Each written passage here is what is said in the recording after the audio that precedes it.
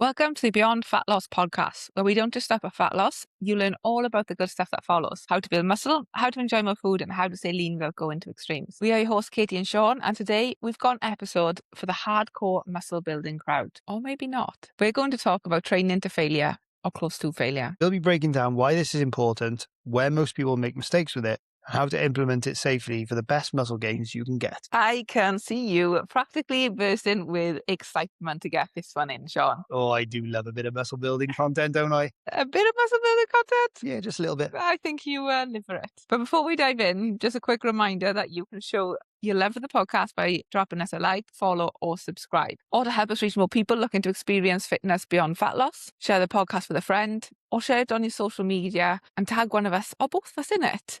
That's at Katie SKD Coaching or at Sean SKD Coaching. So Sean, tell us, why are we talking about training to failure? Training to failure has kind of risen back to the surface in recent years as being one of, if not the most important thing that you should focus on in order to build muscle in an effective time frame. I think most people just imagine the 70s or 80s style bodybuilding montages of enormous blokes all crowding around bench presses, pushing each other to get the last few reps out of their sets, screaming in agony, screaming the house down. And that's what they imagine training to failure is. And to be honest, it is intensive, it is hard. And sometimes you do feel like you want to scream the house down and your muscles are burning like crazy. But it's not just reserved for the most hardcore muscle building crowd. In fact, it's something that I believe anybody that wants to build muscle should aim to do at some point, and learn how to do it in a way that works around the rest of their training sessions and the rest of their activities in the week, because it really is the kind of golden nugget for getting decent progress from what you do in the gym when it comes to muscle building specifically. I think I have to agree, and it's not to scare anyone off from taking things to the extreme level, the hard level, or the grueling level. It's just to give people an understanding and confidence that there is an effective way to build muscle out there. It might sound a bit terrifying, but it's really not as bad as you may think it is, right? Taking your sets close to failure and the return that you can get back from doing that. You're already doing a lot of the legwork, you're already doing a lot of the reps within a particular set. You're already doing a lot of the work, so why not get a little bit more out of it by just taking things a little bit further? Yeah, the research is just so clear. The research that is coming out over the last, I would say 5 to 10 years probably, but specifically over the last 5 years, it's really positive in favor of, if you can train closer to failure more consistently, you are going to get fairly substantial gains in muscle compared to not training close to failure. I can't say this with absolute certainty, but I actually believe that the more experienced you get, the more important it is for you to be super consistent with training close to failure. Your muscles just have such a high ceiling for their stimulus threshold that you need to really try and provide as much stimulus as possible. So basically think of this as something which needs a substantial amount of work done in order for it to then continually improve. That's the way that your body operates when you're more experienced. And you taking sets close to failure is giving your muscles a real strong reason to build more tissue, to improve. Think of your muscles as a really competitive individual that will not accept staying the same if you give them a reason to want to be better. And that's how your muscles should be responding to your training in the gym. You push them to their max, you push them to try and progress in terms of the amount of work you do in the gym, the amount of weight you lift, the amount of reps you perform, how close to failure you go. And you're telling that muscle that there is a reason for you to get better so you can do more than what you're doing today. And just imagine your muscles have a conscious brain of their own where that is they're really competitive and they respond to that signal by growing and trying to adapt so that they can do more in the future. I like that way of looking at it. Yeah, my brain's ticking now. But yeah, no, I like that way of looking at it, Sean. It's a question mark of, why do I need to, isn't it? What benefit am I going to get from pushing things a little bit harder? But to put it in that context is helpful, I think. And I think a lot of people can resonate with that. I could get really granular and really nerdy about this topic because I love the science of building muscle, and the training to failure has a real strong connection with me in terms of how I train, how I like to train, what I have achieved over the last couple of years myself by adding this in. I want to try and describe training to failure and talk about it in a way that benefits everyone, because it's not just for the hardcore crowd. It's not just for the hardcore muscle building community. There is definitely something to be taken away from this for everyone. One of the key elements of this is the amount of time potentially that it saves. We've discussed this many times. Muscle building is a slow journey, right? It takes a long time to develop muscle.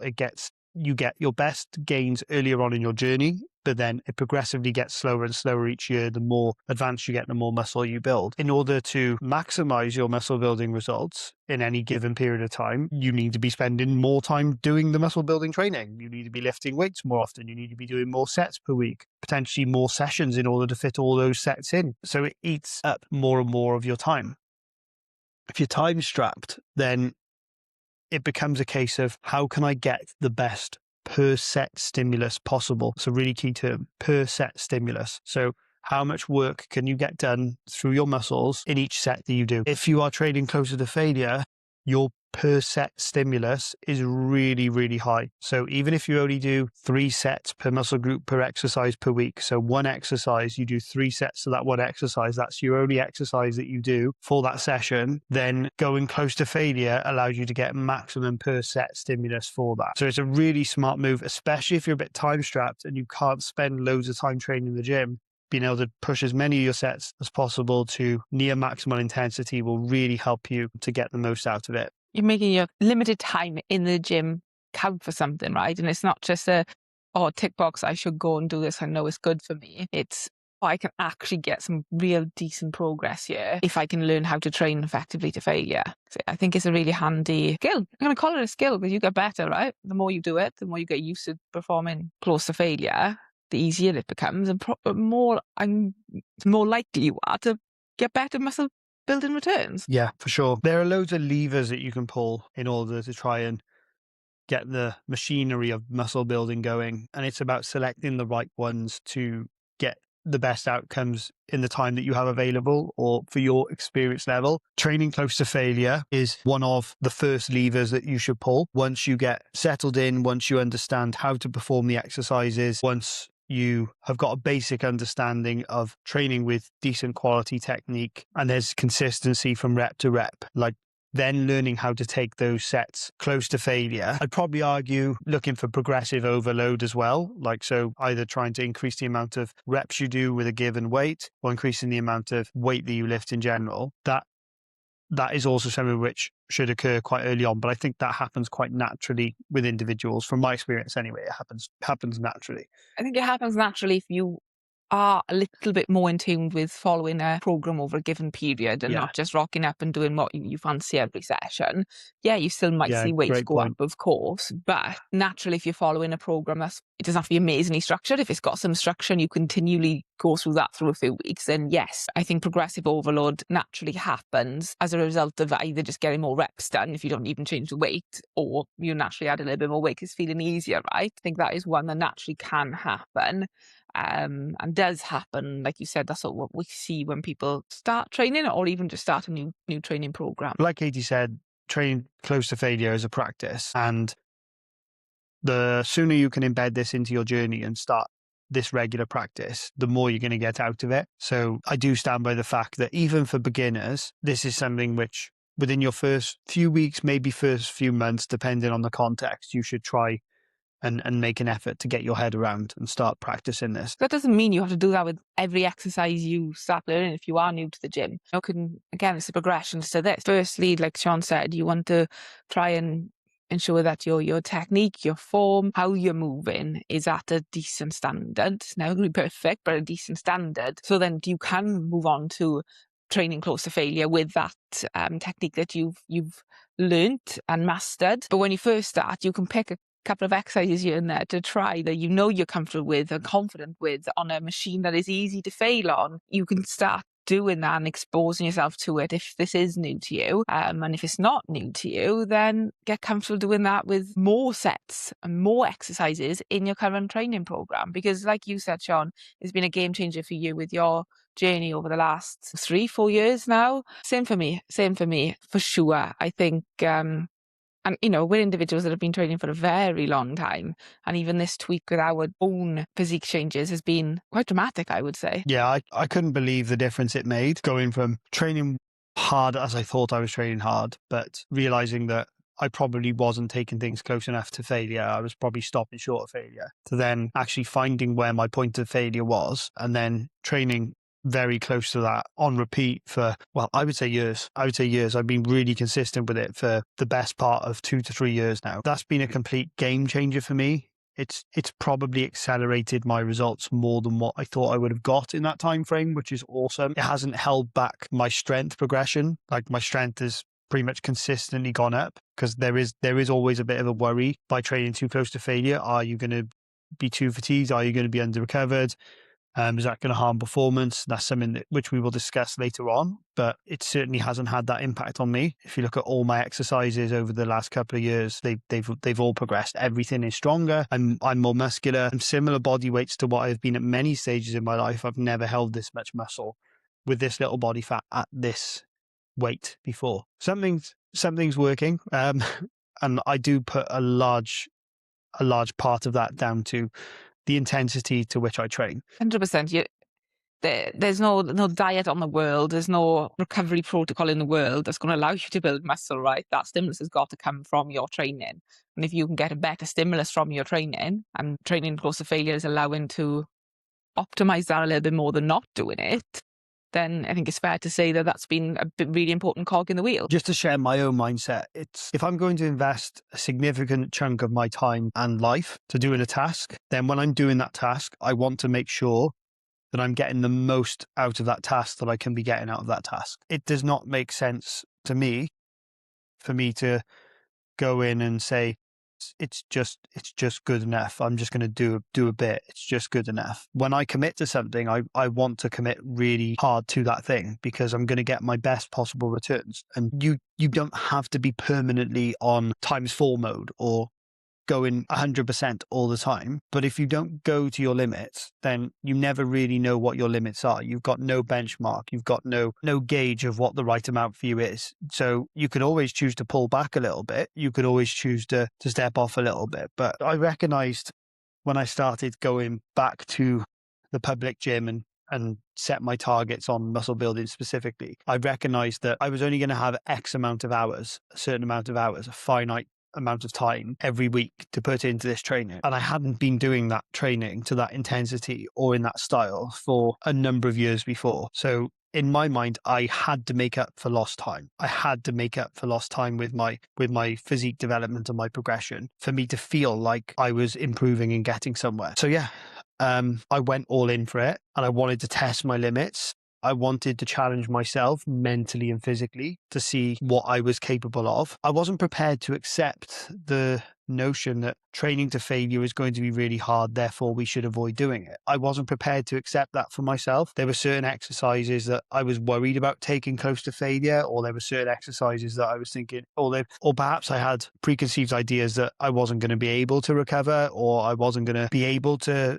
progress if I push myself to that limit. Am I going to feel tired all the time? Am I going to feel sore all the time? Am I going to get injured? All this stuff went through my head, and a lot of that just didn't happen. And I was looking at it from a perspective of it's going to be one or the other, rather than understanding that you have got the option to pull things back and dial things back a little bit if it gets too much, but you also don't have to go from nothing to everything in one go either. You can gradually build yourself up to being able to manage things like training to failure more consistently. We don't expect anyone to just go from never doing this to doing it for every single set of every single session every week on repeat for 5 years. There's levels to it. There's levels to it for sure. And I think it's just exposed. It's firstly knowing it's there, and it's very beneficial for muscle growth. And then it's, okay, where are you at right now, and how can you start working towards that or building upon that skill if you've already started doing it? What's your experience with training to failure like, Katie? I think for me, I used to think I was training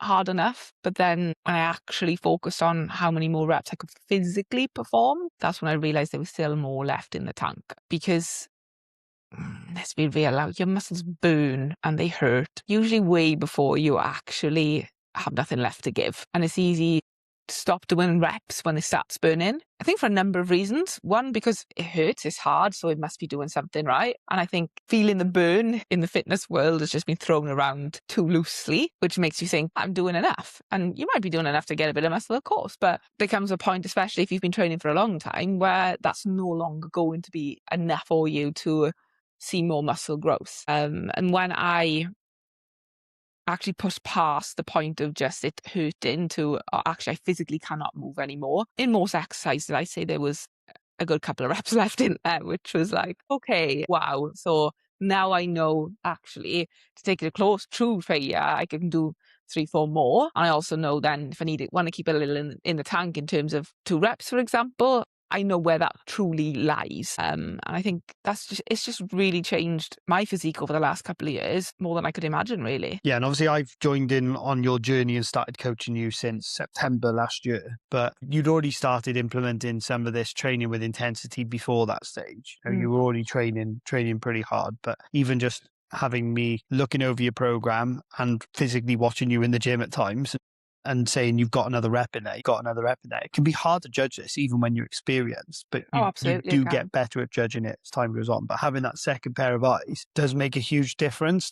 It might not be in the form of a coach, but it might be somebody that you're training with. It might be a training partner. It might be a friend. If you can get them on board and ask them to keep an eye on you and to tell you when you've got an extra one, because sometimes when you're doing the exercise, you don't realize that you've got one in the tank. You think that you're going to fail the next rep, and you think that something's moving really slowly, or your form's breaking down. It's not very good, and that's just something that's going on in your head when you've got all that stuff going on in that exercise.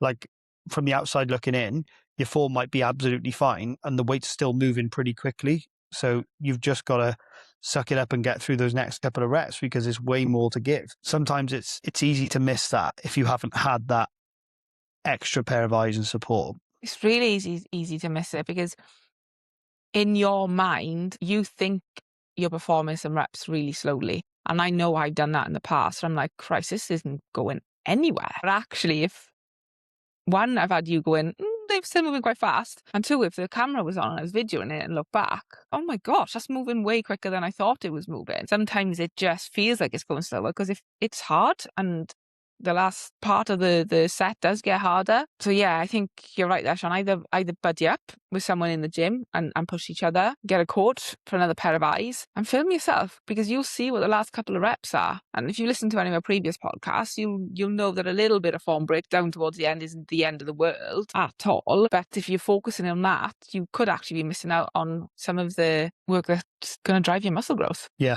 absolutely. First and foremost, what is the target when it comes to training to failure?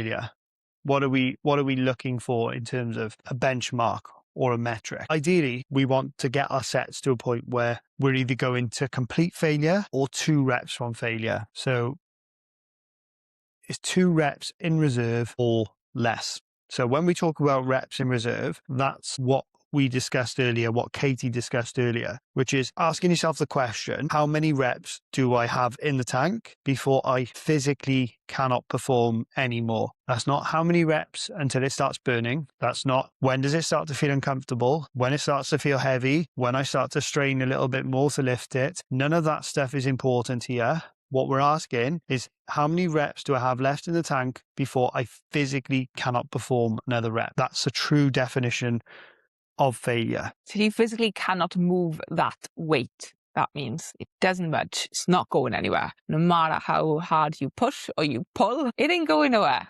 That is true failure. We can argue over the point of whether true failure needs to be judged by completely failing the rep you're on, or whether you complete a rep maybe to within an inch of your life and you just know for a fact you're not getting another one. Like, true failure is taking that set all the way to failure and actually failing on that rep. But the more experienced you get, the more you are able to judge when there's absolutely no way I'm getting another one. Like, for beginners that haven't gone all the way to true failure, this will be misjudged from time to time. You'll think, there's no way I'm doing another one. And it's like, you absolutely can do another one. And I think all of us are guilty. Even advanced lifters can be guilty of not really fully always knowing how many reps you've got left. Like, your mind can trick you and deceive you quite a bit, can't it? Yeah, it certainly can. But as we said, you'll get more experience with knowing. Like, if you barely manage to scrape it through, the last rep of a set and it's moving as slowly as possible, there's a very good chance that you're going to fail the next rep. It's or you need a bit of assistance to complete it. So it's up to you whether you want to attempt that other half rep kind of thing that you're going to fail. But if you're in doubt, you should just attempt it and try it anyway. But yeah, we're looking for 0 to 2 reps in reserve. That's the benchmark. That's the target. And you should get really comfortable with knowing where that is with practice over time. What else do you need to know about training to failure or close to failure? It's hard. Sounds bloody obvious, but it is hard. It's fatiguing. Yep. And it's going to take a lot of effort, but it's worth it, right? It absolutely is worth it. And you get used to it. You really do get used to it. Like you become conditioned to it. I actually find it harder nowadays not to take a set to failure. I actually find it harder to hold myself back. I think at most I'm probably getting 1 rep in reserve for most of the exercise I do. I find it way harder to hold 2 reps in the tank than I do to take it to failure nowadays because I feel like I'm leaving too much undone. I feel like I'm leaving work unfinished if I don't take it to failure or at least 1 rep from failure. So you do get used to it. I think you get used to the challenge as well and wanting to push yourself. Because sometimes when it comes to building muscle, like you mentioned earlier, it's a long journey, right? It takes time.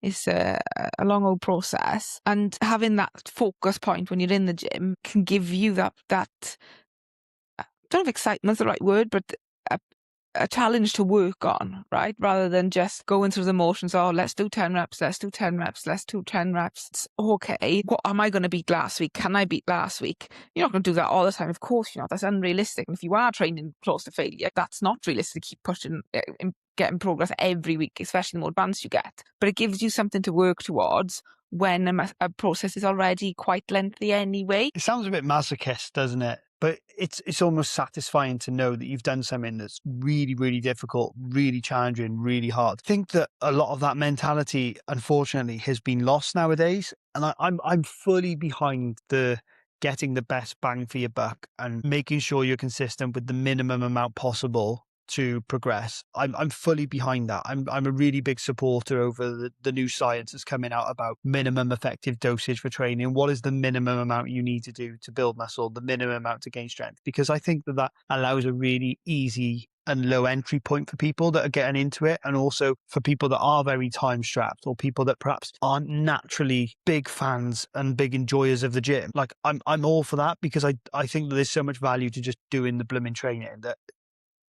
we should make it accessible and facilitate those that really don't want to be in there to do it.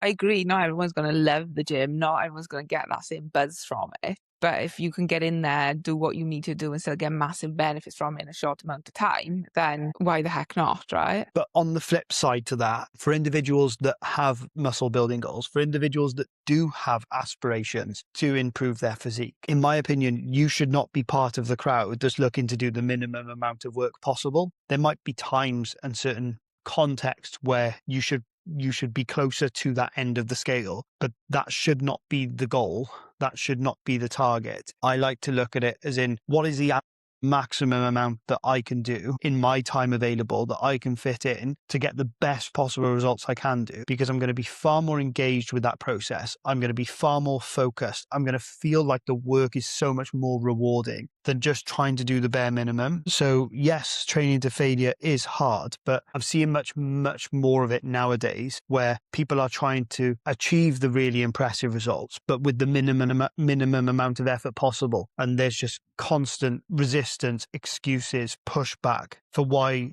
the work is too hard for them to complete. If you set yourself a target and a goal of achieving a far above average physique, for example, by your own standards, just to be clear, by your own standards, then don't complain about the work being hard to get there. That's part of the process. You don't sign up for a marathon and expect it not to be hard. It's going to be bloody hard. You don't do an Ironman, triathlon, whatever. You don't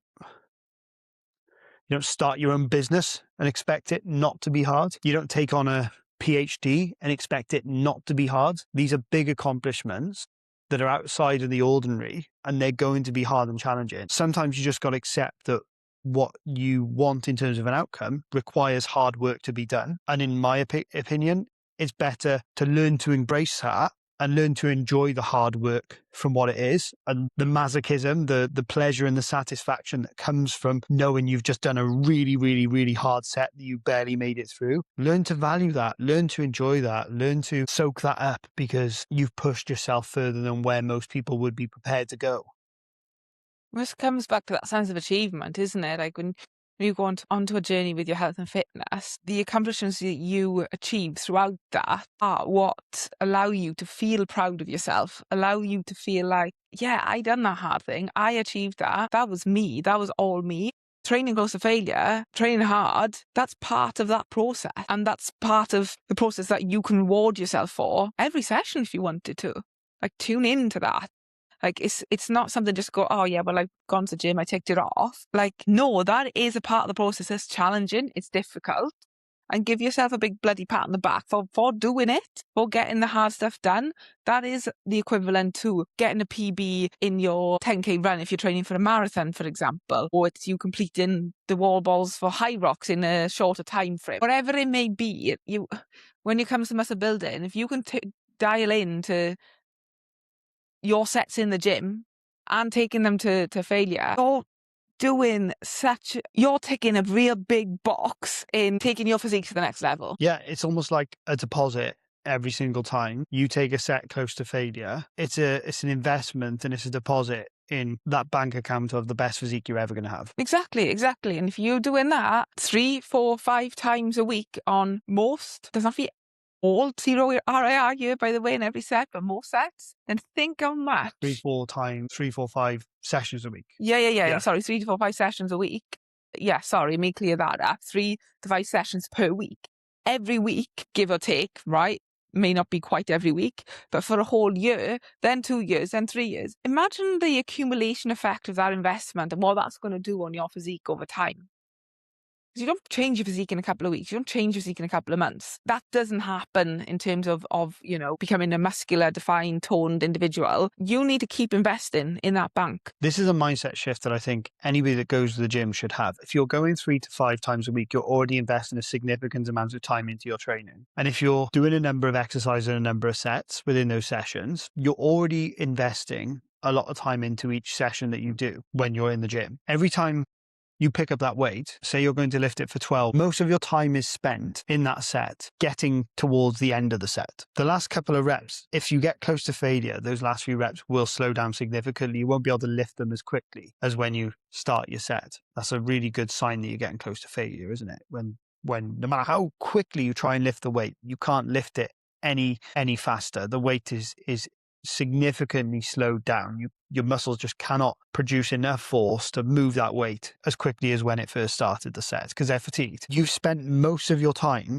in that set, however long it is, getting towards the end of your set, and then you stop a little bit short of failure. So let's say you're doing a set of 10 reps. You do 7 or 8 reps and you stop there. 2 reps from failure isn't too bad, but would it really kill you to do an extra 1 or 2 reps just to make sure that you are taking yourself a little bit close to failure? It doesn't take much more time, very, very little amounts. It's going to take a little bit more effort. You get a lot more stimulus back from it. And as a result, because your per set stimulus is higher, you might not need to perform as many sets in total throughout the rest of your training week or throughout the rest of your training year to make up for that. If you're keeping more sets away from failure, then you're getting a little bit less muscle growth per session. So what does that mean? It means that, well, to achieve the result you want, over time, you're going to have to do more sets. You're going to have to do more sessions to get the same outcome anyway. So you're just delaying the result for much longer. It's like having a 1% interest on your savings or investment, or having a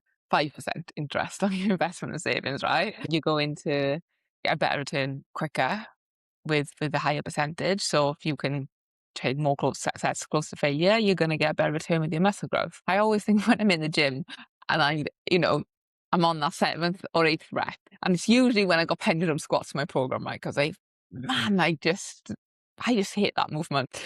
Sometimes you just got to get it done. And I always think I'm on like the 8th rep, and I know I could probably take it to 10 or 11. But I'm on that 8th rep and I'm thinking, oh, I'm hating this. I hate it. And then I just go, but you've just done a lot of work for nothing. If you stop now, you've done a lot of work for nothing. And that one sentence alone Just go in. If you stop now, you've literally just done a lot of work for absolutely nothing, Katie. It makes me do that extra couple of reps. Just to be 100% clear, right? It doesn't mean that all your reps before that count for nothing. It doesn't mean that you're not going to experience any muscle growth at all from the reps that come before that. That's not what Katie is saying there. The mentality is that her best reps, her most stimulating reps for muscle growth are going to be the ones that are very, very close to the point where she physically cannot do any more. And if she stops before she gets into that range, then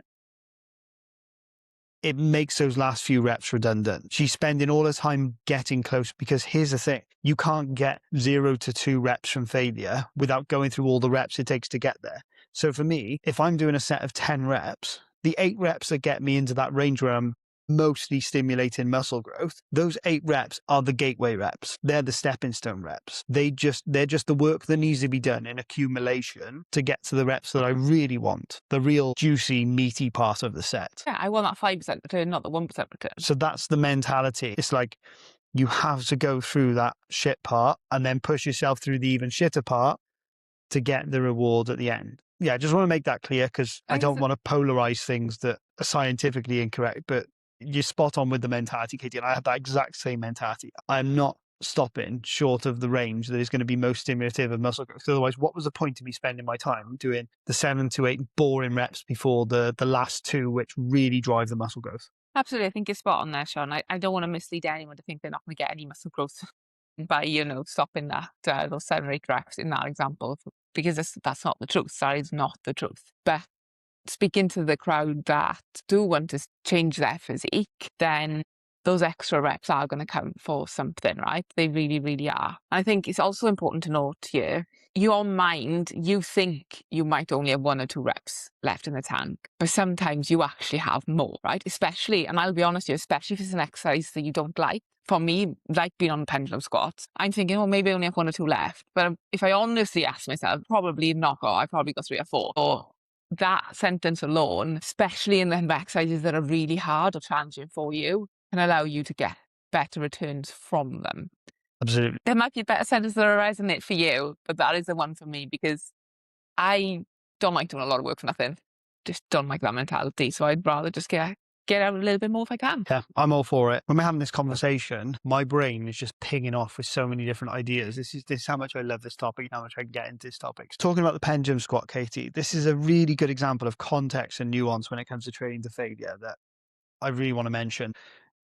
That exercise, an exercise that you really dislike. Not many people would actually like a pendulum squat. You're a bit sick if you really like a pendulum squat. It's one of the hardest movements in the gym. You know how to convince yourself and turn on that switch that you're going to push through that part of your brain that's telling you not to do another rep to get those last few reps of the set in an exercise that you hate. Now, that to me is an excellent example of disciplining yourself and conditioning yourself to do the work regardless of whether you want to do it or not. Like, that is a fantastic example. And somebody of your level of experience, I'm just going to say it as is, I would expect you to do that. I would expect you to do that. I would be disappointed as your coach if you weren't prepared to do that now at this stage. And I will be walking across the gym and I will be making you do an extra rep or 2 if I catch you jibbing out on those last few reps on the pendulum squat. Forgot to tell you, I've just signed up to a new gym. I don't care, I'm following. I quit JD Gyms. I've now signed up to a gym in Philly. So I'm getting in your gym bag. I'll be in your gym bag. You'll get to the gym, you'll open up your gym bag and be like, hello, pendulum squats today. but genuinely though, that there are some exercises that I can easily take things to failure because I just enjoy that exercise more. And there's some where my brain's going, this is really hard. Like, what are you doing yourself? Like, do you really want to keep going? And it's like, nah, you got to dig deep. But stop being fussy, get on with it. My point is, I expect that from you. And I would expect it from myself. If I was training somebody that's quite new to the gym, quite new to training, haven't had much experience training to failure, I'm not going to send them to hell with a set of failure on pendulum squats. I'm not going to do it. I'm going to condition them to start getting used to training closer to failure and then condition them to training to failure on some of the leg exercises, which are probably a little bit easier for them to do that on. Again, this goes back to there being levels to it, right? And there's levels to this because when you first start out, you first start training and you even start directing all your training towards a specific goal, you're already really engaged, you're excited by it, you're learning something new, you're learning new movements, you're exposing yourself to new weights, new rep ranges. new feedback from your coach if you've got a coach. And that's exciting enough for you in that moment because it's already something new to focus on. When you've been training a long ass time, you need someone else to light you up because it can get a bit mundane otherwise, being real. It can. Absolutely. I feel like we've gone into a lot of different discussions. So let's just swing this back to some sort of structure before we both get too excited and too carried away. Who'd have thought that of all the podcasts, well, I know that I get excited over it, but this has been a big shift for you over the last couple of years to get so passionate and excited about talking about something which previously you probably would have sacked me over if I was your coach. No comment. Let's move on. So yeah, maybe we wouldn't have been made getting married. You told me a time we were working hard enough 5 years ago. Well, we've sealed the deal Sure, now. there's Sealed the deal now. So pendulum squats it is. with my program, that is a divorce. Just making that clear. You miss the terms and conditions. As we've discussed, there are some very common mistakes which come up when people attempt to train to failure or try and incorporate this into their training schedules, into their training routines. Biggest error, as we discussed, is misjudging what failure is. And this often comes from a misunderstanding about what true failure is. It's not when it starts to burn. It's not when your heart rate quickens. It's not when the weight starts to feel heavy. It's not when you feel like you're getting tired. It's none of that stuff. It's literally when you can't move the weight anymore. When no matter what you try and do, your muscles are fully fatigued. They're going, I've got nothing left to give. A really good sign of this is when the movement slows down significantly. Think about voluntary rep speed. You're going to attempt to move that weight with good technique as quickly as you can, and it's just not going to go. If you tried that at the start of your set, the weight would fly up. It'd be really quick. But as the set goes on and as you get close to failure, it doesn't matter how quickly you try and move that weight, it just won't go as quickly as the start of your set. And that's a decent sign that you're getting closer to failure. But again, there are certain movements where the rep speed can be really, really, really, really slow and grindy. If you watch any of our training videos on Instagram of us in the gym where we're training close to failure, you will see the last reps of those sets. You will see how much slower they are and how much we continue to push them to finish those reps. So that's the biggest error for me is not really understanding where failure is and misjudging it. Yeah, I gotta agree. It's knowing the signs to look out for.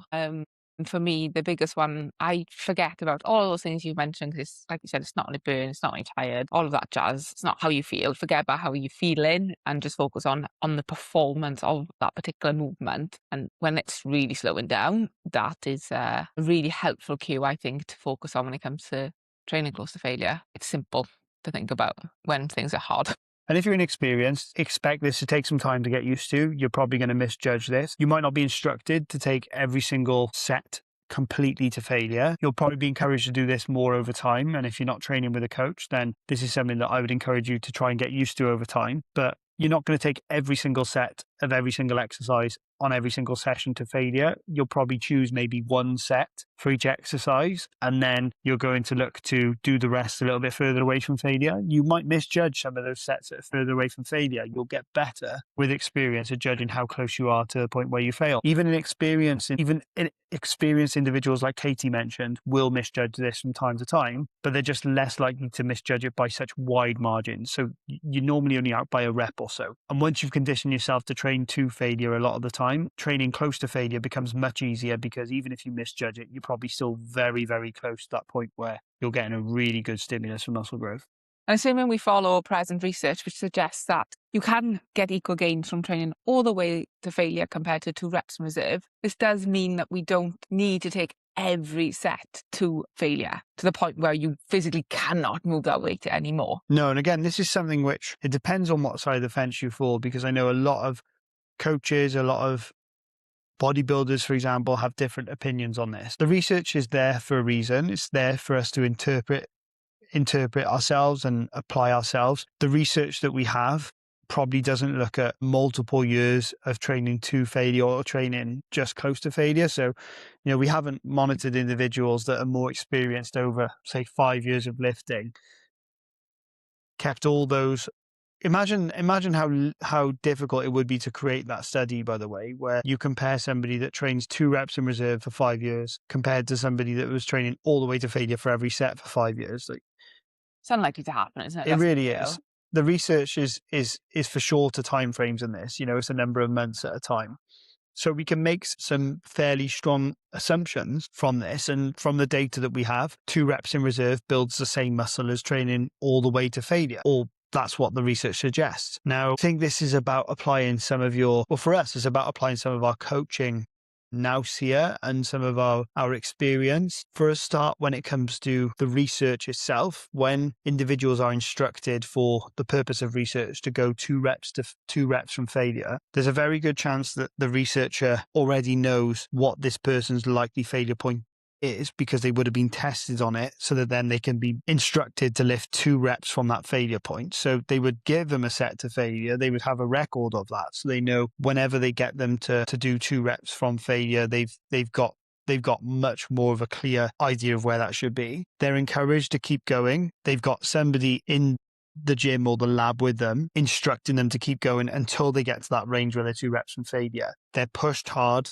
And it's exactly the same in the group that trains to failure, right? That's part of the experimental design. When you go out into the real world and you go into the gym, you don't have a PhD student that's incredibly enthusiastic about building muscle, that's extremely highly caffeinated, shouting at you, telling you to push those extra reps. You don't have that. You have different environmental considerations, like, shit, I forgot to put the dishwasher on before I went to the gym today. I've only got an hour to train. Maybe I shouldn't do these last few reps, because then I can maybe jump on that machine over there that's free, that I've spotted that's free. So if I just cut this rep short, then I can go and jump on the leg extension. All my friends in the gym today, I don't want to look like a tit if I fail this lift and they're going to be watching me. All of that stuff, all that noise and all that nonsense stuff is real stuff that puts people off, taking their focus, it puts people off, and it takes their focus away from the set that they're doing. So they're basically not judging how close to failure they are as effectively as what they would do without the distractions and with the encouragement of being in a laboratory type experiment. So I don't mean lab as in, like, test tubes and white coats, like that kind of thing. Like, when it comes to training labs for training science, the lab is essentially a gym. You can Google it to have a look if you want. But yeah, my point is, I don't think that we should disregard the research, but I do think that from time to time, you need to be going all the way to failure, because that's the only way to ensure that you know exactly what going to failure is. And it's the only way you're ever going to know whether you are 2 reps from failure or not, if you've had that example to follow of what true failure should be, and you can work back from there. You can't work back from something you don't know, right? And I think without taking it to the point of true failure, it's very hard to judge it. I still find it hard to judge it if I haven't taken it to true failure now, because you actually can sometimes get more than you realize. So I do think it is important to not always just do 2 RIR, because you're likely, and I'm going to say this from experience, my own experience and working with clients, that you're likely going to be leaving some gains in the tank. When muscle building is already a slow process, doesn't really make sense to me to leave those gains on the table. You need to go there to find out. That's what you got to do. You got to go to failure to find out what your close proximity to failure should be like. Not smart, is it, Katie, to go from never training to failure to taking every set to failure? No, you might be in a little bit of pain for a couple of days after if you do that straight away, right? That might, to say the least. Yeah, you may experience the worst DOMs you've ever had if you do that the first time you take everything to failure. It's more about kind of building into it. So, if you've never done it before, maybe take 1 set of a couple of exercises in your workout plan for that day, or every exercise, 1 set of every exercise in your workout plan for that day. From that set, you'll be able to work out your 2 RIR then for the other set. Build into it, build up to it. Like anything in life, don't go from 0 to 100%. In move 1. Another mistake with training to failure or close to failure is not listening to your body when you need to be more adaptable around your current state of recovery and fatigue. This is probably advice that I should follow a little bit more myself at times, but I feel like I've got to a level of experience now where I probably do this naturally a little bit without noticing anyway. But what I mean by this, by listening to your body, it doesn't mean don't go to the gym. It doesn't mean have a day off. It means if you're feeling a little bit more beat up, if your muscles are a bit under recovered, if your tendons are a little bit irritated, your joints are a little bit more achy, if you're feeling a bit unstable, if you're feeling like when you start doing your warm-up sets, everything feels 10 times heavier than it should do. If you've not been progressing for the last couple of sessions and you feel like you're absolutely wiped all the time, these are all signs that perhaps you're not recovering as well as you should be. That's where you be adaptable with your reps in reserve and you decide, I'm not going to take things to failure this week. I'm going to hold back a little bit more. And this can sometimes be a case of you needing to go outside of the optimal muscle building range for stimulating muscle growth, like the optimal muscle building range of 0 to 2 reps in reserve. You decide, well, I'm not going to push that this week because my body needs to get some extra recovery. So I'm still going to go to gym. I'm still going to train, but I'm going to do a set or I'm going to do a session where I limit myself to going 3 reps from reserve. It's about learning to be adaptable and listen to your body's cues and signals. This is better with experience and it's much better when you've got guidance. It doesn't mean that every single time you're a bit more sore, you should take an easier session. Soreness, niggles, feeling tired, that's all part of the journey. You won't speak to anybody that's built a lot of muscle that doesn't experience those things on a pretty regular basis, to be honest. You should know when a combination of those factors is in play or your training is suffering and pull it back a little bit in accordance with that. I think when you're first trying to figure that out, because it can be quite hard to judge it sometimes, whether you just kind of jibbing out, not working hard enough, should I be doing more? Am I making the right call by doing a bit less, hold it back a little? I think rather than focusing on how you're feeling per se, because you can still feel tired and have a cracking session, I would just suggest focusing on how you're actually performing in that session. I think particularly for women, cycle syncing around your menstrual cycle is an absolute load of nonsense.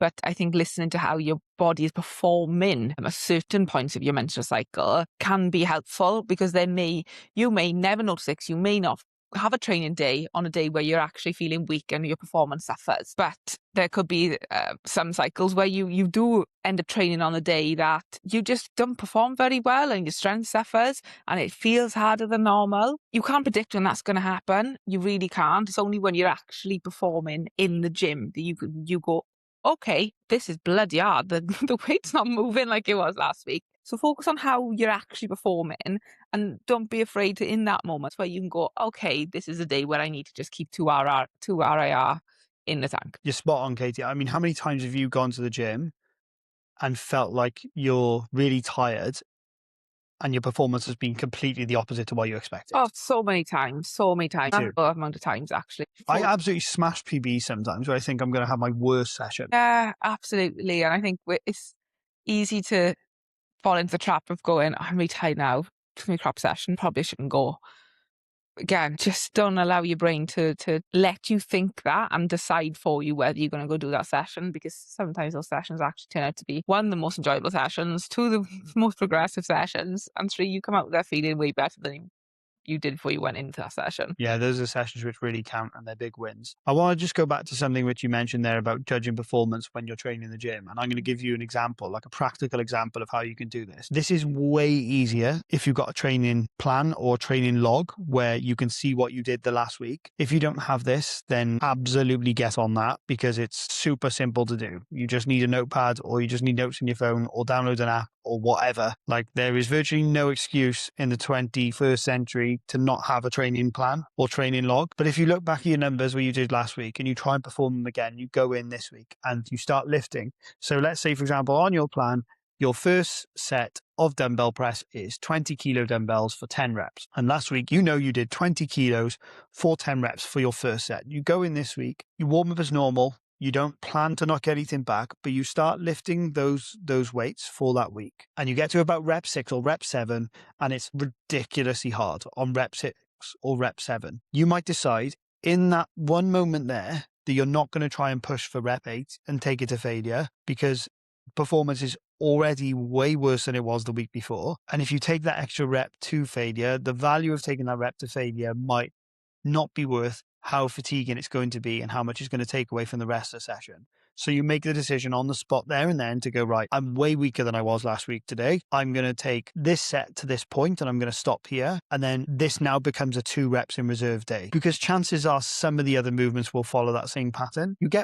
So again, This is more nuanced, and I don't want to confuse people too much, but I'll just give an example quickly. I was training the other week and I started off my session with a dumbbell shoulder press, and the shoulder press felt ridiculously hard, ridiculously heavy. I was thinking my rest of my session is going to be rubbish. Every other movement except shoulder press went really well that day. Dumbbell shoulder press was just rubbish for whatever reason. It was just one muscle group that under recovered. So you can also go by the exercise that you're on and not write off the whole session. But if you start your first set, it's way harder than expected. You might take the rest of the sets for that exercise to a few reps further away from failure than what you had planned, because maybe that muscle group is under recovered for that session and there's not much value to pushing it to its absolute limit if it's already under recovered. I think it's about just not going in with too many perceived ideas or expectations on how you're going to perform, because how you think you're going to perform and how you actually perform are sometimes very different. And just going in and going, right, I'm just going to crack on with my warm sets, get my first set done, and see how my performance is, make a decision from that. As you get more experience, you don't stress about this stuff as much. I gotta be honest, I don't really care if I'm performing that much worse than last week. If I go in, I've lost a rep or two from last week nowadays, I still just take it to failure. I still just go for it. That's how I train now, because I know that my session performance is going to be variable.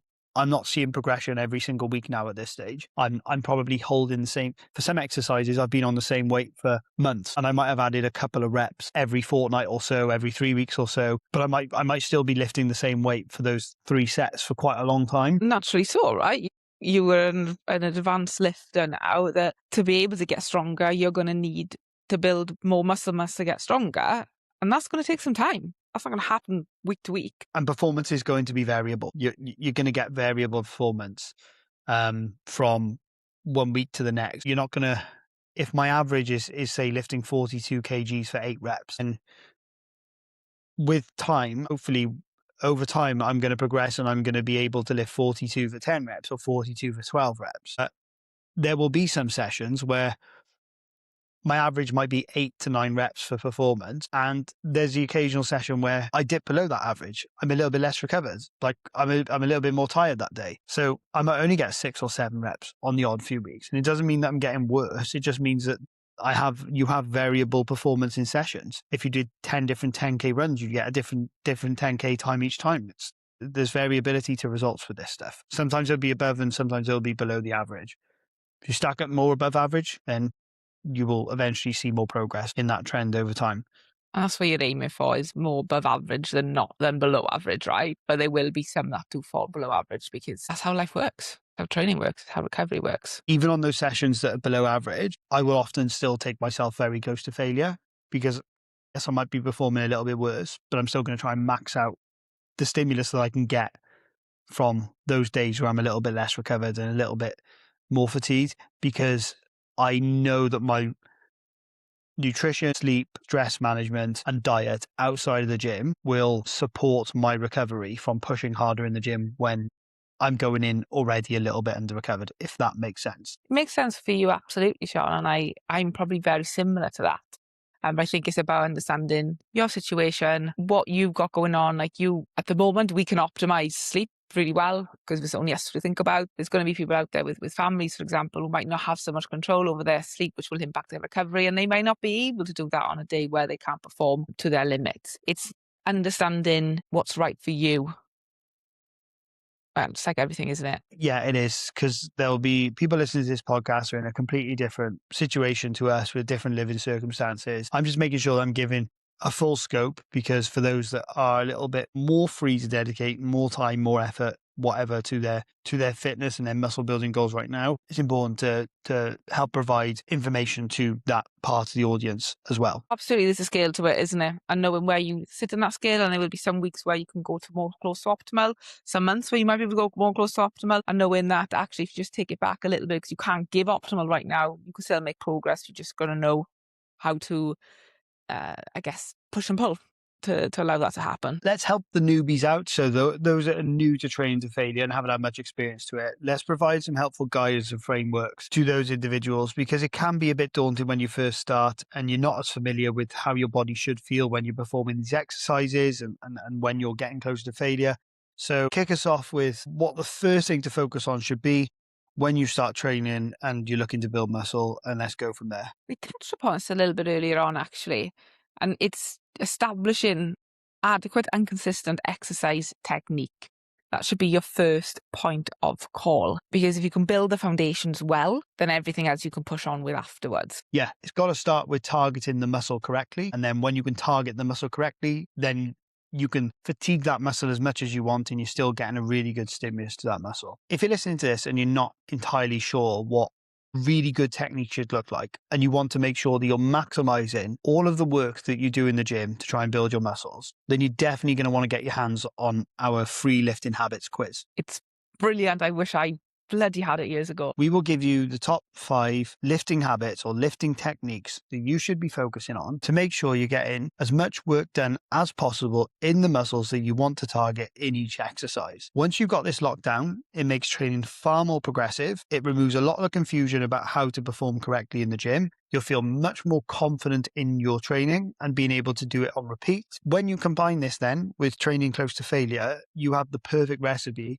to get the best possible muscle gains you can get. But it starts, like Katie said, with the adequate technique and knowing if you're ticking the right boxes when it comes to your performance and execution. There's no program on the planet that can make up for really poor technique. There's no point having an absolutely fantastic program if it's not executed to a good standard. So head over to the description. There is a link to our quiz. The quiz will help you identify the areas that you're strong at, or the areas that perhaps you could do with a little bit of education support around. And we also follow that up with a video series to support you with the areas that you could get a little bit more out of so that you can build more muscle in the time you're spending in the gym. It's a fantastic resource, and we've had some really positive feedback from those that have completed the quiz so far. They found it really helpful, and with the video series to follow up, so you can actually see this and put it into practice in your sessions pretty much straight away. The techniques that we give out as a gift in this series, the techniques that we work with our clients on a one-to-one basis. It's absolute gold. Head down to the description and complete that quiz. Once you've done that, the next thing you're then going to do when it comes to implementing training to failure is start paying attention to your difficulty or intensity within your sets. Intensity, using intensity to describe how close to failure we're training here. So the thing we want you to start tracking is how many reps in reserve you have at the end of each set. On a session log, you'll be reporting next to the exercise you performed, what weight you lifted, how many reps you completed, and how many reps you had in reserve when you got to the end of that set. So if you go all the way to failure, obviously it's 0 reps in reserve. If you didn't go all the way to failure, think about where you stopped in that set and how close to failure you were, and write down how many reps you were away from failure. Once you start tracking this, it will become much more consistent over time and you'll start to see patterns emerging in your lifting. If you are doing the same weight, the same reps, and the same reps in reserve across all of the sets for an exercise, so for example, if you do 3 sets of shoulder press and all those 3 sets are 10 reps with 2 reps in reserve, you're not judging it correctly, because as you go through each set, your muscles should get more fatigued. If you're training close to failure, there is virtually 0 possibility of you doing the same reps with the same weight and the same reps in reserve each set. It's just not possible. You're stimulating the muscles too much. They're going to fatigue. You're going to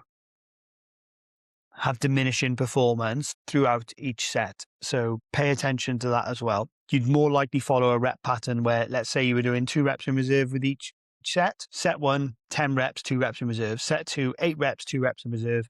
Set 3, 6 reps, 2 reps in reserve. That is much more realistic. Yes, I agree. If you complete 10 reps, set 1, 10 reps, set 2, 10 reps, set 3, and they've all got 2 RIR, you're misjudging someone. Don't just write down on your program what you think you should write down. And if any of my clients are listening to this, then I'm going to give you a slap wrist. Do not just write down on your program what you think I want to see, because you're cheating the system. That's completely and utterly pointless. You're just cheating yourself out of results. It doesn't matter what I see. You're cheating yourself out of results. Report this correctly or as accurately as you can.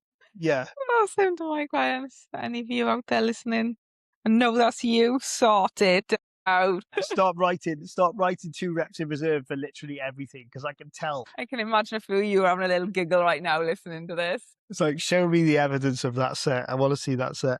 And the other thing as well is where they keep reporting that there's no reps in reserve because they don't want to go up in weight for the next set. It's like, yeah, we see you. oh, We see you out there. naughty. But look, like I said, you're only cheating yourself out of progress, right? You're only cheating yourself out of gain. So if you want to keep lifting the same weight forever, then by all means be my guest, but it's going to get really boring when you're not getting any results. It absolutely is. So back to beginners then, don't just add more sets, add more intensity to your sets first, because adding another set is a significantly greater time investment than doing one or two more reps close to failure at the end of a set that you're already doing. Agree more. And don't forget, training to failure is going to be one of the most important levers for you to pull. It should be one of the first levers that you pull. So before you add more sets, otherwise known as volume per muscle group per week, before you start to add more sets, make sure that all of the sets you're currently doing are done to a really high degree of intensity. Set this baseline, then you can assess your recovery and your performance to know whether you're training close to failure enough or whether perhaps you're training to failure too often and you're struggling to recover and you might need to hold a few more reps back in reserve. It's just making the right adjustments for that. If you change too many things at once, it's hard to do that. So don't start adding sets until you've got the habit of training with intensity close to failure. Yeah, you're spot on there, Sean. Spot on. There is no point to keep adding more and more and more volume without addressing training to close to failure first. You can start then by getting closer to failure each week or take one set to failure. So like we talked about earlier, don't go from 0 to 100 all in one go. Think about taking one set to failure, give it a go, test it out before going hell for leather on all your sets. I'd probably say your first set is the best set to do that on. Would you agree, Sean? Yeah, absolutely. So do your warm-up sets first. I had a message on Instagram about this. So I made a reel about taking your first set to failure, and I said how your first set is your best per set stimulus that you're going to get because you're fully fresh from, unless you've done that muscle group before in the session, unless you've already fatigued that muscle group. But even so, the first set of an exercise is going to be your best set of that exercise. Taking your first set to failure on that exercise makes complete sense. And I had a message about this on Instagram because somebody was like, oh, never be able to just go straight in on the first. Well, it's like, use a bit of common sense. I'm not encouraging you to just walk straight up to the bar on a bench press, slap on 120k, drop it down to your chest and start bench pressing it. Still do your warm-up sets. I'm saying that when you get to your first working set, that's the one that you should take to maximum intensity. It's an important point to note, actually. And that's probably an important point for us to raise for newbies is warm-up sets versus working sets. When we're referring to taking your first set to failure, it's your first working set, not those warm-up sets that get you to that working set. Yeah. If you get more experience, you might not even need warm-up sets. If you've already been in the gym and you've been training, you've worked some muscle groups, you don't necessarily need to warm up for every single exercise either. But there are certain exercises, especially for beginners, where you might feel like you want to just practice the technique or you want to get a bit of coordination with the exercise first. I find that for me, it's psychological. Like, I don't want to go up to the leg press and start loading 300 odd K on the leg press. I want to do a couple of sets first, just so I can get used to that increasing load. So I don't just take the weight off the rack and go, boy, this is going to kill me.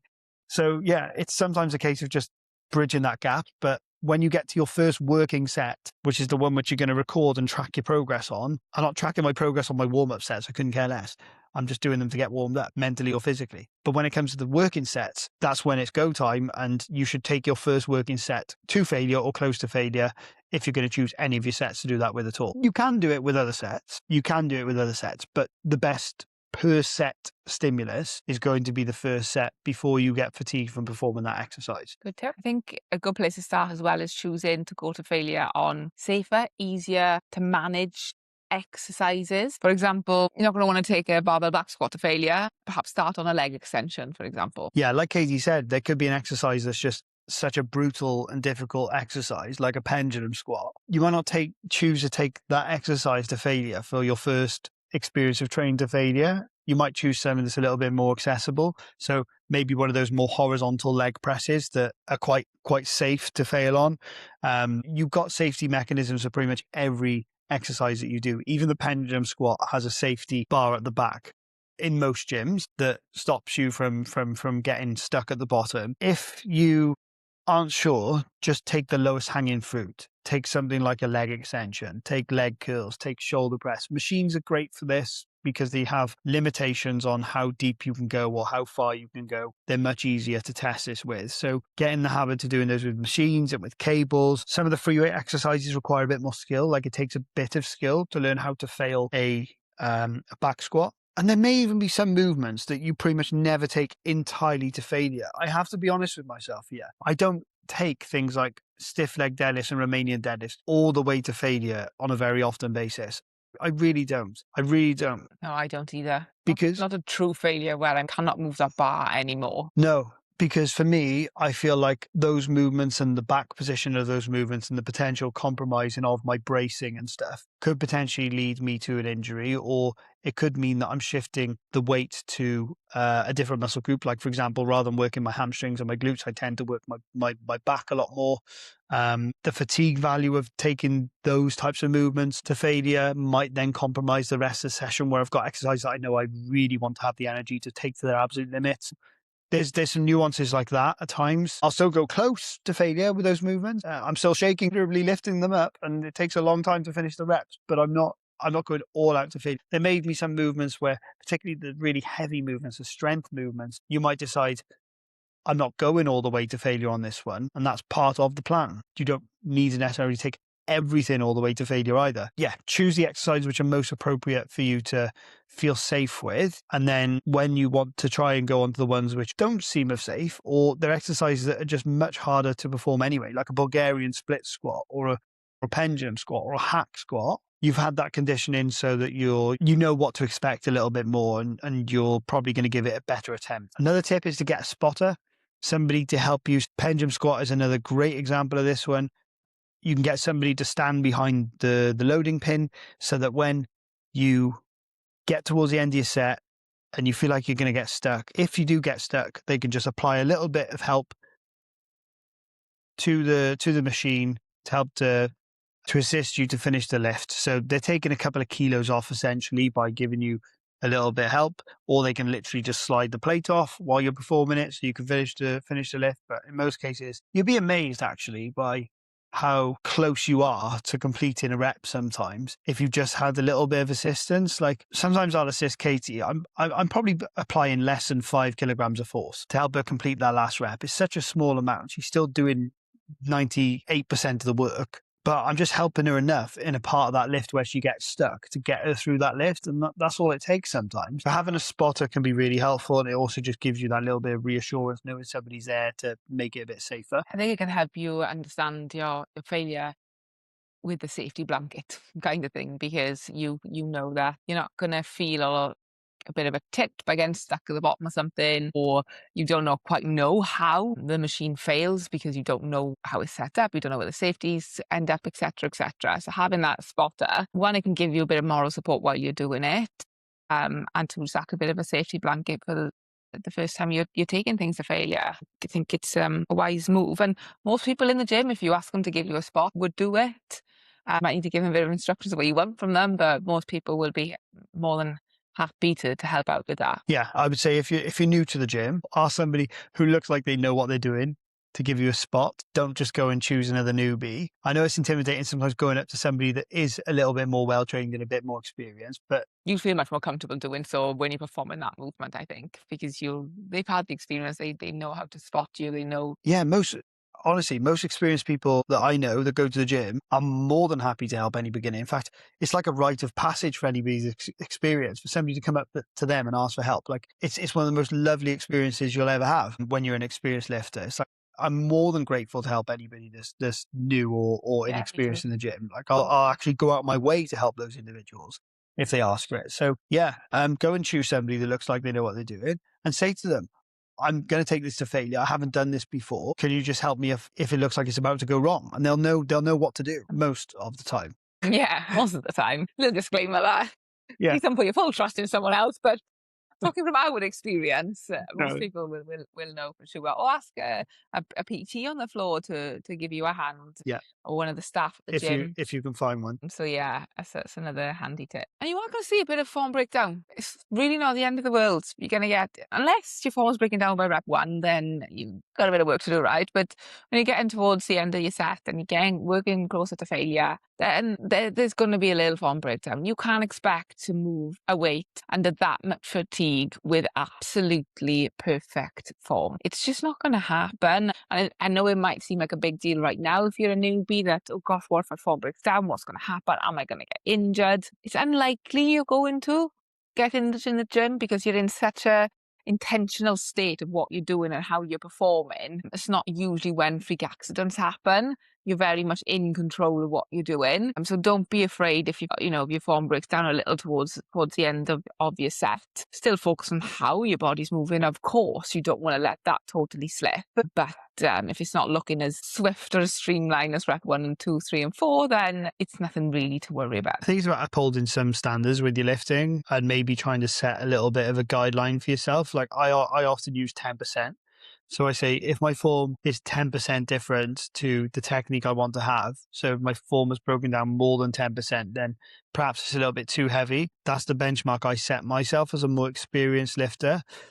But anywhere up to like a 10% change, a 10% deviation from what I would class as my perfect technical model, I'm fine with. If I'm getting close to failure, if it allows me to get through a little bit more work in those last few reps. Again, it comes down to experience. I have found my best gains have come from taking my sets close to failure with very, very, very consistent technique in those last few reps close to failure. Would it make much of a difference if I started adding a little bit of momentum to those last few reps, or if I shifted my position slightly or I twisted a little bit more? It probably wouldn't make that much of a difference, would it, to muscle growth? It really wouldn't. It's not like it's going to dramatically change how my physique is shaping, but I have practiced with maintaining that technique, and I know where I'm at with maintaining my technique. I can be really consistent with my reps, and that has provided me with good progress. So I'm going to stick to that model because I know it works for me. I guess the point that Katie's making is don't get too rigid with thinking your form has to look completely perfect every set. It's actually highly unlikely when you first start, but just don't leave it go to shit or resemble a completely different exercise than the one you're trying to perform. Remember, the whole point of this training to failure business is to try and target your muscles as effectively as possible. The whole point of choosing certain exercises is to target your muscles as well as possible. The whole point of maintaining good technique is to target the muscles in the exercise you're doing as well as possible. So keep that in mind when it comes to performing exercises, and you should be fine. But small shifts in technique, unlikely to be any problems for muscle growth. I agree. I agree. I think how I like to think about when I'm performing any movement is just thinking about how my limbs or body is moving when I get that's through every rep, right? That's through the whole set. Particularly when fatigue is really hitting towards the end of it, is am I still moving my body in that way? Is the rep speed slowing down? And I just focus on those two things to know if I'm doing more I need to in those most difficult reps then. Yeah, absolutely. A lot of people will say, well, how do I know that I'm performing the reps as I should be performing them? I'm not a big fan of using mirrors because, for a start, mirrors in the gym can be quite distorted, and that can throw you off. I'm not saying mirrors are a bad thing entirely, because they're not, and you can use mirrors in certain exercises, but I think sometimes people are so hyper-focused on watching themselves in the mirror, they actually forget about how they perform in the exercise. The best way to see how you're performing in an exercise is to get your phone out, get a tripod or get a stand, or just prop your phone against your water bottle and record your sets. Like, don't make a big fuss of this. People do not care in the slightest about you recording yourself in the gym, as long as you're not obviously recording somebody's face like 1 centimeter away from your shot. There's got to be some respect with it, as long as you're respectful of where you set it at. Yeah, if anybody's got a really big problem with it, then just don't record when they're around, and just be a human being and communicate about it. Yeah, record yourself, watch the video back, check your form, ask somebody that's experienced, ask somebody that looks like they got really good lifting technique about how you can improve this particular lift. Like, reach out to myself or Katie. If you're in contact with us on this podcast, if you're listening to this podcast, you can have contact with us because we're inviting you to come and contact us on social media. Send us your training videos. Ask us for some tips and for some recommendations on how you can improve. You've got that resource available to you. It's up to you whether you use it or not. If you want to make the most of your muscle building training, you use the resources available to you from those that have been there, done it, and experienced of doing it. Like, we correct our clients' form on a week to week basis. Like, this is our day-to-day norm. We're giving you an opportunity to have access to that for free. You'd be really wise to take that. If you've got any lifting technique videos you want us to check, send them over to us and we'll give you a bit of free advice on them. Yeah, I'd encourage you to do that. Really encourage you to do that because Sometimes you just don't know what you don't know, and reaching out to someone who has got the not just the personal experience, but the experience of coaching others through movement pattern is really, really helpful. And make sure you get the quiz as well, because that will help you a massive amount when it comes to improving your lifting technique too. Yeah, and empower you rep to rep, set to set, to know exactly what you need to do to get the most out of your muscle building journey. Over time, it makes sense to want to do more. And there's a very good chance you're going to need to do more, because more sets per week does lead to more muscle growth. If you've established a good foundation of all your sets being taken close to failure, you've got really good technique, you've got really good rep to rep consistency, you're progressing regularly and you're recovering well, now is your opportunity to add some more sets. But apply exactly the same logic to adding more sets as you did to training to failure. Don't do it all at once. Don't go from 0 to 100. Don't start whacking on 10 or 15 more sets to your training week in the first week. Literally just tiptoe up, maybe just work out which muscle groups you want to progress a little bit more with, add 2 to 3 sets per week to that muscle group, maintain that for a few weeks, have the same review process and add more again if you need to. But like we mentioned, don't just go doing more work for the sake of doing more work if the work could be of a better quality to begin with. Yeah, quality over quantity for sure. Let's have a chat about how to adapt things if it just gets a little bit too much when you're training this close to failure with this much intensity quite frequently. Because that can happen too, right? And it's knowing how to adapt, when to adapt it to suit you. Yeah, this is what puts a lot of people off. It's like, what if it all goes wrong? What if it goes bad? So let's give you some frameworks on what to do if it does go wrong. Scale it back. It's so much easier to scale back. You just knock a bit off. So scale back to 2 reps in reserve for a week or so. Avoid going to failure. See how your body adapts. Yeah, you might take a few less sets to failure. If you've been hitting every set to failure for a few weeks, you might decide, okay, this week I'm only going to take 1 set to failure. You're still deloading to some extent and doing less work than what you've been doing previously. It's important to note that this doesn't need to be pre-planned. In fact, we would highly encourage it not to be.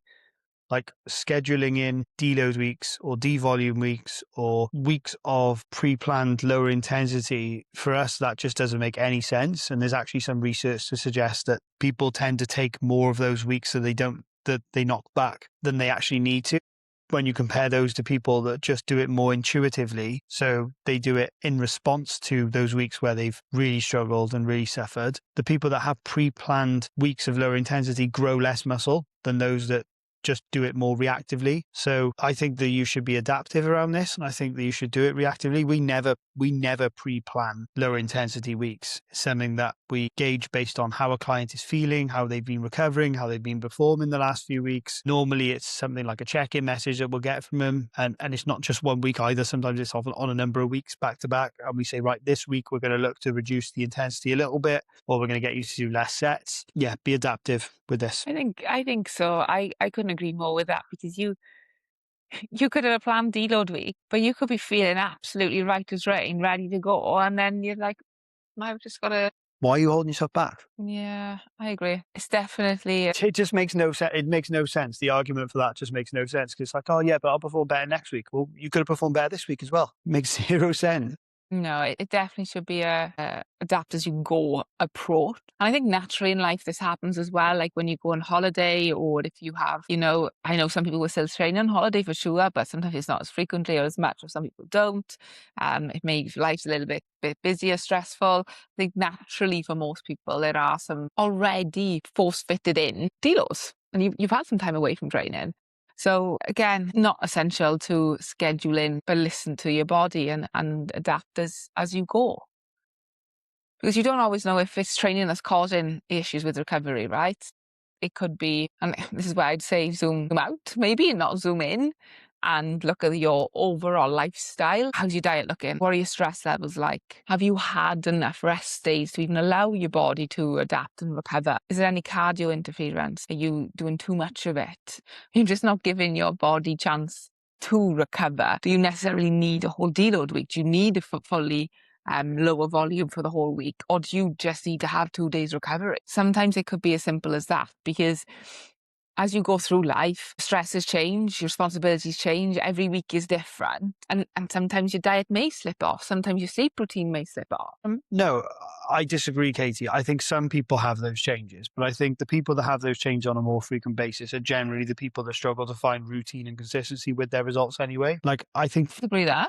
I don't disagree there. I think I think that this is massively devalued, and I think that from my experience, the training gets the brunt of the blame for why people are fatigued, and it's not the fucking training. In most cases, I just think that there's so many lifestyle factors, controllable lifestyle factors, that are contributing towards this perception of fatigue and perception of tiredness and this perception of poor recovery. And then people don't work hard enough in the gym to get the results they want from the gym because they blame the training. But it's not the training. It's the fact that they're getting caught up in Netflix because they haven't had much time off and they're watching that extra couple of hours of Netflix at night, and then they're not getting to bed until 11:30 when they got to be up at 5 o'clock the following morning. It's because instead of eating healthily on the weekends, they're going out and they're eating numerous meals out, and their meal structures go into pieces.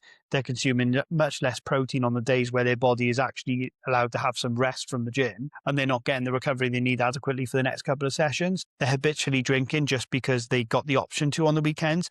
I think there's so many factors, which are lifestyle factors, that are taken away from the recovery process, but yet it's because I'm pushing myself too hard in the gym. It's because I went to gym last week, so I'm not going to go to the gym this week because that's the reason why I'm tired, despite the fact that the rest of the lifestyle is an absolute car crash. And it's just highlighted in the gym because you're performing crap. So you think your training is just too much and you need to take a step back. But the impact that your diet, your sleep, and your recovery has on your fatigue levels and how you're feeling is huge. And I do think it's neglected more often than not by a lot of people.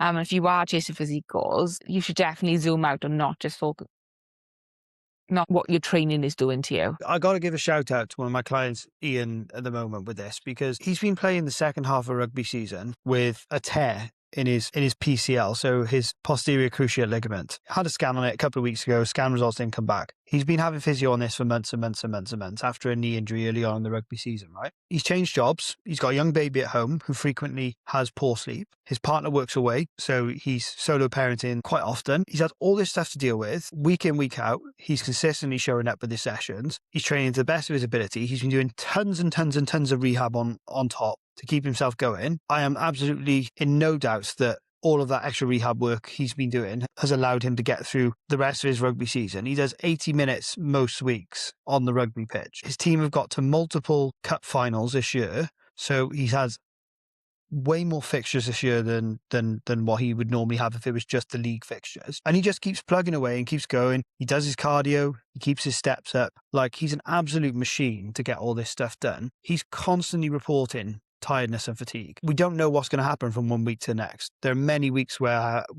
I'm advising him to keep a few reps in reserve. Maybe you can push a bit more this week. Maybe you should pull back this week. We don't know how he's going to be from one week to the next. He's just been adaptive to it the whole way through. But his standards have not dropped. His consistency has not dropped. His recovery has not been perfect. But he has managed so many of his lifestyle factors as well as he could. There's always a few things to be improved on, right? There's always a few things that could be better. He knows that. But he's managing a lot of stuff really well to allow him to keep doing what he's been doing. So please don't just blame the training for the fatigue and the poor recovery.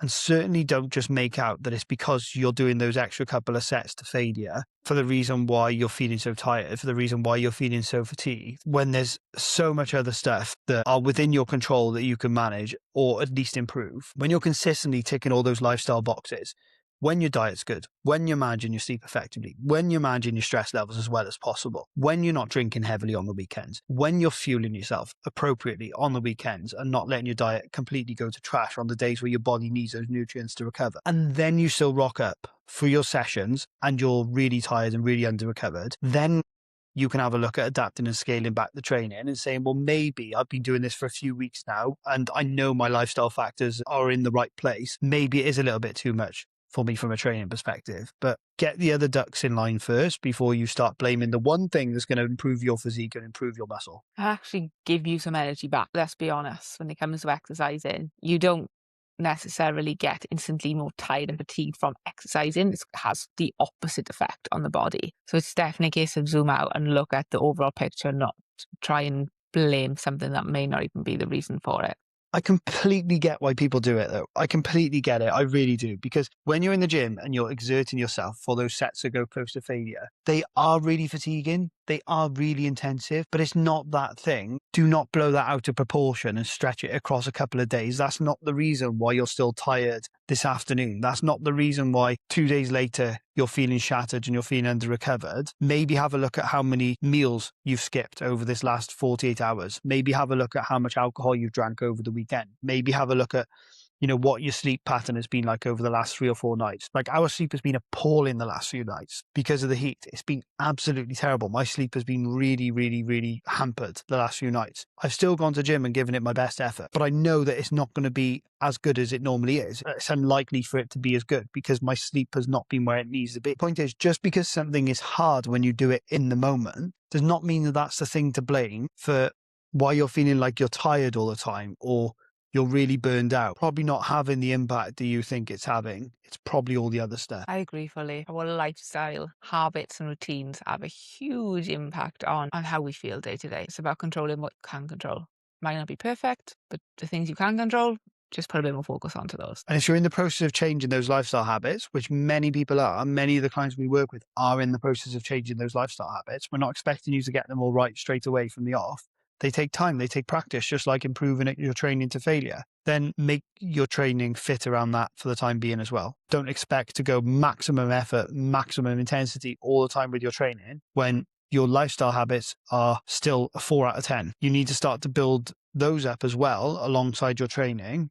And there needs to be some compromise between what you put in terms of effort in the gym and where your lifestyle is currently at. I think that's a really important point to make. But don't just assume that it's the training that's causing the problem when there's a very good chance it could be your lifestyle that's holding back how you feel on a day-to-day. Absolutely.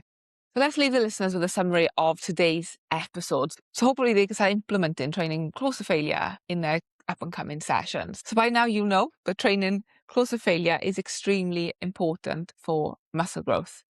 If you want to get the most bang for your buck out of your training sessions, this is something that you should explore and get good at doing. You need to go to failure at some point to set a benchmark for what true failure is. Don't expect to be able to judge this correctly and get it right if you've never gone there in the first place. You want to aim for 0 to 2 reps in reserve, but go all the way to failure from time to time. The technique should maintain its consistency regardless of training to failure. Doesn't need to be completely perfect, maybe 10% variance in terms of your standard of technique, but it should still look very consistent to the technique you start the set with. And if you can recover well and continually progress, there's no need to change it. No, if you're taking every set to failure week after week and you're recovering well, and your weight's going up, and you're not too tired, and you're not too fatigued, because your lifestyle habits are all in a really good place, your diet's in a really good place, then keep going. You don't need to change it. If that's not working out so well for you, then be adaptable. It's not just what you do in training, it's how you do it. Most of our members are more than capable of following or even writing themselves a training plan. They don't have a problem with going to the gym and working hard. What they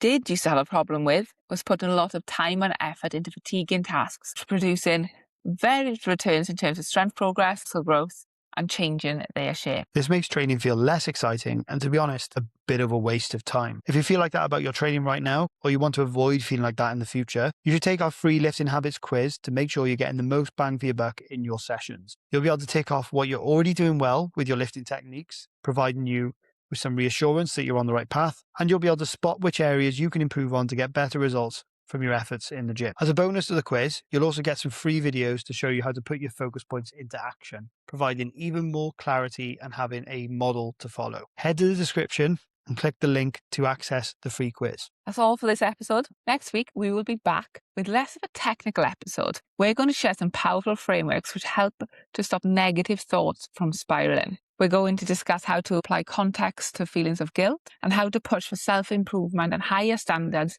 without feeling like you're never good enough. If you ever struggle to meet your own high expectations, you'll want to tune in next week. Thanks for listening. We'll see you on the next one.